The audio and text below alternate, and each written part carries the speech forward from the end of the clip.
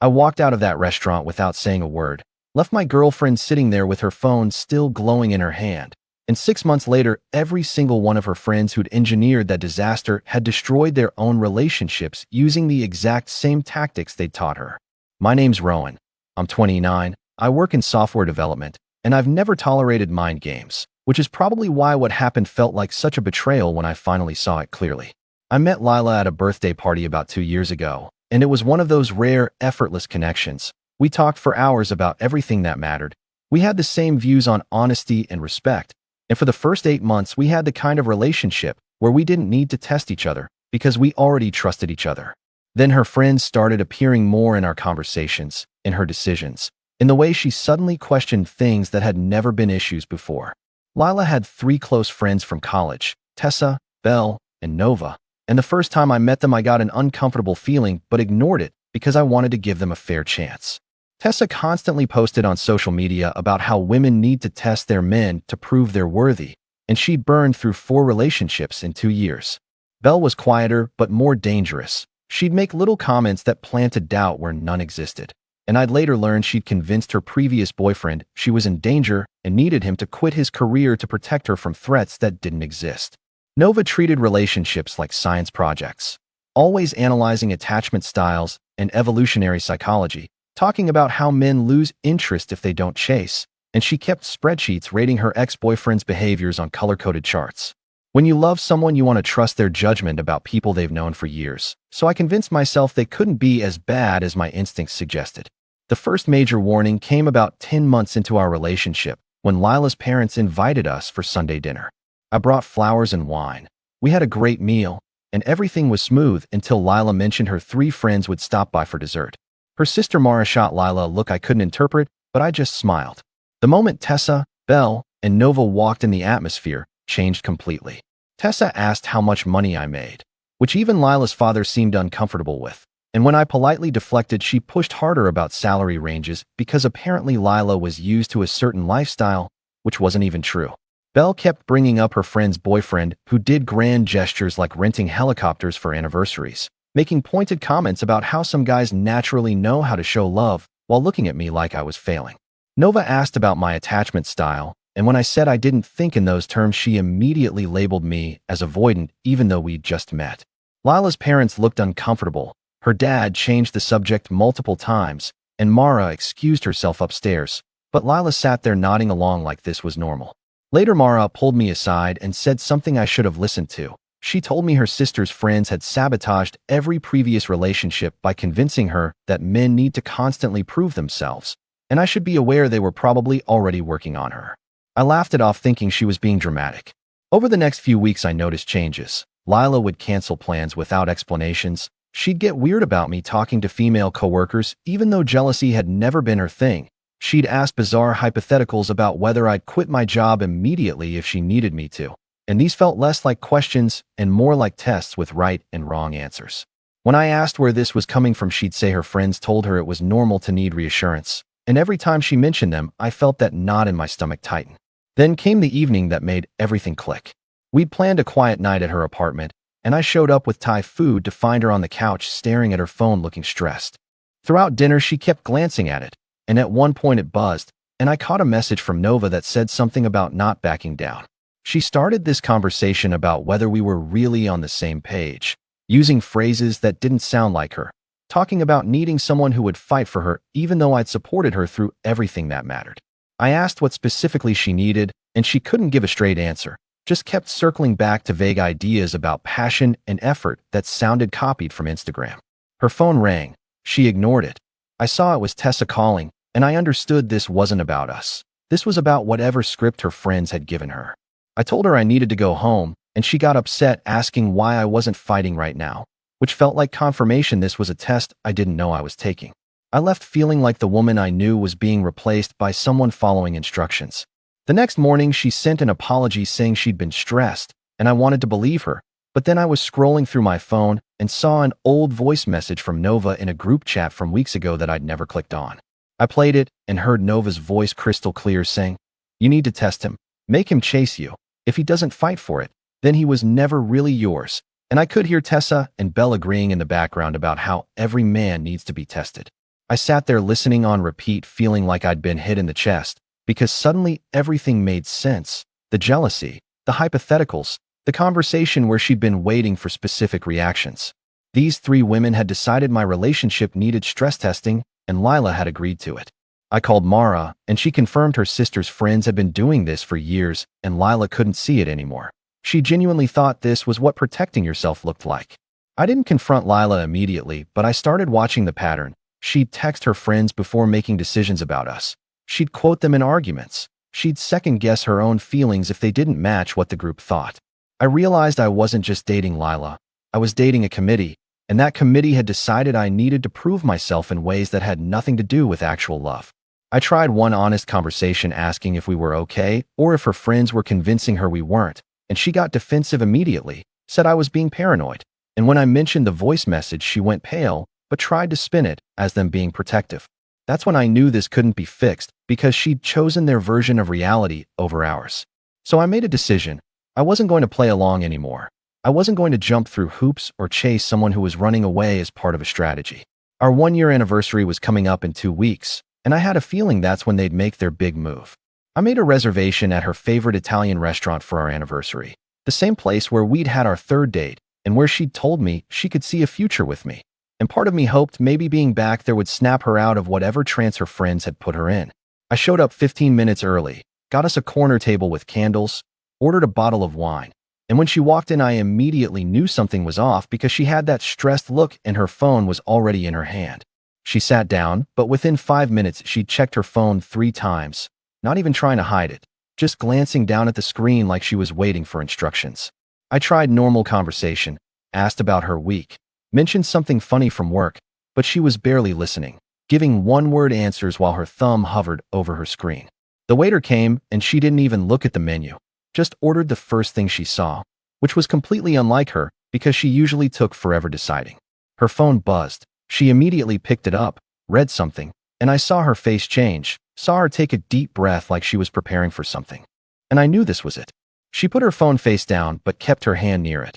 And then she launched into this speech that sounded completely rehearsed, talking about how she'd been thinking about our relationship and whether we were really compatible.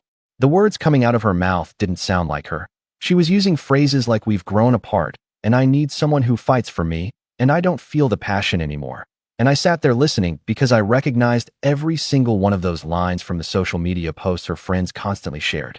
She kept going, talking about needing space to figure out what she wanted, how maybe we'd moved too fast, how she wasn't sure I was as invested as she was. And the entire time, she kept glancing at her phone like she was checking if she'd said the right things.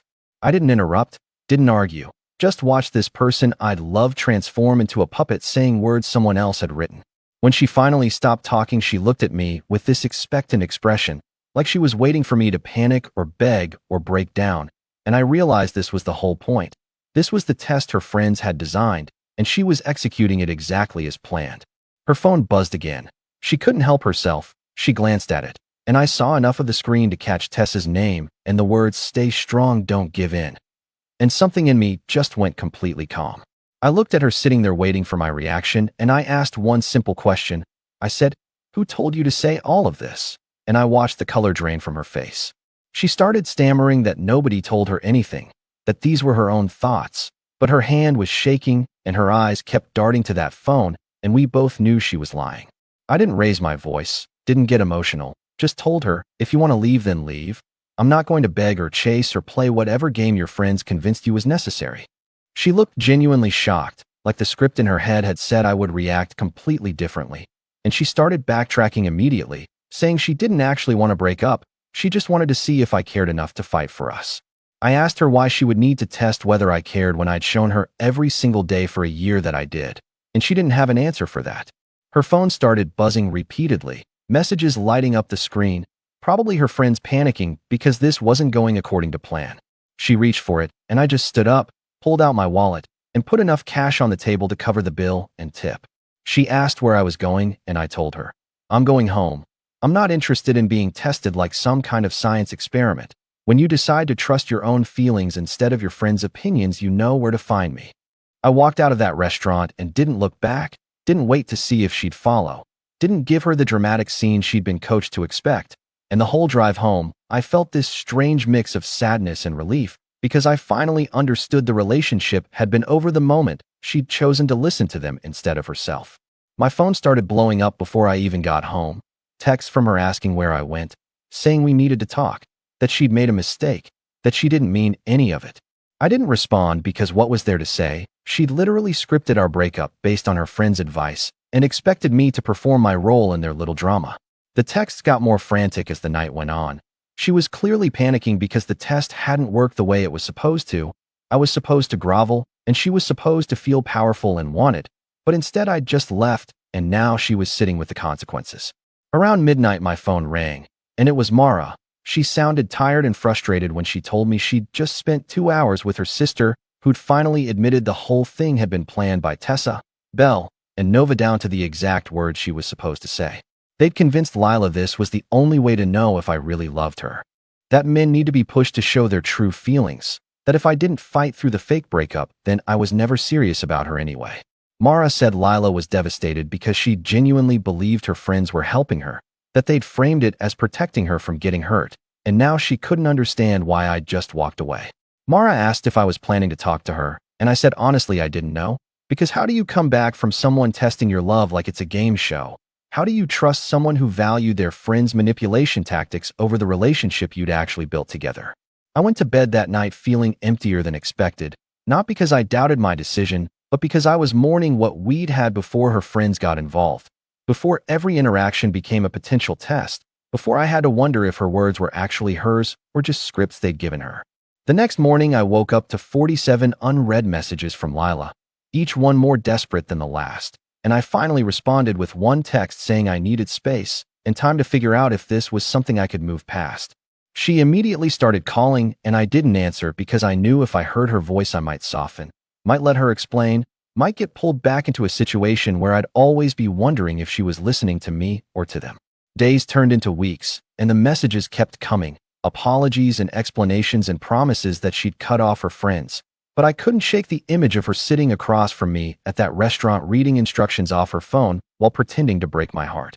2 months after that restaurant disaster, I was finally starting to feel like myself again, hitting the gym regularly, focusing on work, and I'd made peace with the fact that sometimes loving someone isn't enough if they can't think for themselves.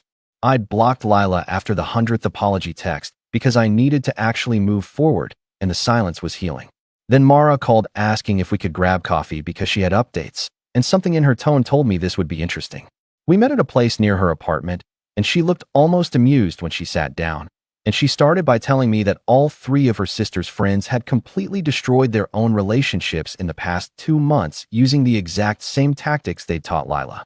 Tessa apparently started dating some guy from her gym and immediately went full control mode. Within 2 weeks, she was demanding his phone passwords and asking to check his location history. The guy gave her access thinking it would calm her down, but that just made it worse, because then Tessa started analyzing every single text message and questioning why he'd taken 15 minutes to respond to his mom or why he'd been at the grocery store for 45 minutes instead of 30. She created these elaborate loyalty tests, like having her friend text him pretending to be interested to see if he'd respond, or telling him she was going out of town, then showing up at his apartment to catch him doing something wrong. The guy lasted exactly 3 weeks before he told her he felt like he was being investigated and blocked her on everything. Now Tessa was all over social media posting long rants about how modern men can't handle a woman who knows her worth, completely oblivious to the fact that her standards were actually just paranoia with an Instagram filter on it. Belle's situation was even messier because she'd turned her toxicity into a full social problem. She'd met someone at a work conference, some accountant who seemed genuinely into her, and within a month she'd convinced herself he was cheating despite zero evidence. She started showing up at his apartment unannounced at random times, claiming she just happened to be in the neighborhood at 11 p.m. on a Tuesday. She'd go through his trash looking for receipts that might indicate he'd been somewhere with someone else. She accused him of having feelings for a female coworker based on nothing but the fact that the woman had liked one of his Facebook posts from 3 years ago. The guy tried to be understanding at first, but Belle kept escalating. She started asking mutual friends to spy on him, to report back if they saw him talking to any women, to basically build a surveillance network around this man who'd done absolutely nothing wrong. Her friends started distancing themselves because they realized how unhinged it had gotten, And the final straw came when Bell demanded he quit his job because there were too many women in his office. He told her she needed professional help, not a relationship, and walked away. The worst part was Bell immediately started telling everyone he'd been gaslighting her, that he'd been manipulative and emotionally abusive, and watching her rewrite history in real time to avoid accountability was disturbing. But Nova's karma was the most poetic because she'd literally tried to run the exact same script she'd written for Lila, word for word. She'd been dating this guy for about 2 months. Things seemed good, and she decided it was time to test whether he was really committed. She took him to a nice restaurant, and halfway through dinner, she launched into this rehearsed speech about how she'd been thinking about their relationship and wasn't sure he was fighting for her enough. She used the same phrases, the same dramatic pauses, probably the same tone she'd coached Lila to use. The guy just looked at her, didn't get emotional, didn't argue, and said, "Okay, if that's how you feel, then I respect your decision. I hope you find what you're looking for." Then he paid for his half of the meal and left. Nova sat there completely shocked because the script in her head said he was supposed to panic, supposed to beg, supposed to prove he couldn't live without her. She waited for the desperate texts and calls that never came. She tried messaging him the next day and realized he'd blocked her number. She tried social media and found out he'd blocked her there too. Here's where it gets better. Nova had been so confident this test would work that she'd told several people in their friend group about her plan beforehand, explaining her whole theory about how men need to chase and how this would show his true feelings. So when it backfired and he just walked away, everyone knew she'd deliberately tried to manipulate him, and it had blown up in her face. The story spread through their social circle fast because it was such a perfect example of toxic dating advice meeting reality. People started questioning all of Nova's relationship theories, wondering how many other couples she'd sabotaged with her psychology experiments. And Nova went from being seen as the wise friend who understood men to being seen as the manipulative one who played games. The three of them started turning on each other after their individual disasters, which was inevitable because their entire friendship was built on shared toxicity. Tessa blamed Nova for giving her the advice about constant testing, saying if she'd just trusted her gut, instead of following Nova's evolutionary psychology nonsense, she'd still have a boyfriend. Belle accused Tessa of being too aggressive with the loyalty tests, claiming her own approach of strategic doubt was more sophisticated and Tessa had just done it wrong. Nova insisted both of them had misunderstood her methods, that they'd taken her carefully researched strategies and turned them into blunt instruments. They had this massive falling out in a group chat that somehow got screenshotted and shared, where they were literally arguing about whose manipulation tactics were the most valid, while completely missing the point that maybe the problem was manipulation itself. Their friendship group imploded within weeks. They stopped talking to each other, started subtweeting each other on social media, and the whole thing was just sad because they'd been so convinced they had relationships figured out, and now they were all alone, having driven away everyone who'd cared about them. Meanwhile, Lila had lost all 3 of her closest friends and was apparently going through a brutal realization that every relationship problem she'd ever had could be traced back to their advice. Mara said her sister had started going to therapy and was slowly understanding that healthy relationships aren't supposed to feel like psychological warfare. She tried reaching out to apologize to me a few times, but kept stopping herself because what do you even say? How do you apologize for choosing manipulation tactics over someone who actually loved you? I told Mara I appreciated the update, but I genuinely moved on, and Lila needed to do the same. I'd learned something important through all of this, that my worth wasn't something that needed to be proven through tests or games or jumping through hoops someone else had set up. Real love doesn't require you to chase someone who's deliberately running away, and the healthiest thing I'd ever done was walk out of that restaurant instead of playing along with their script.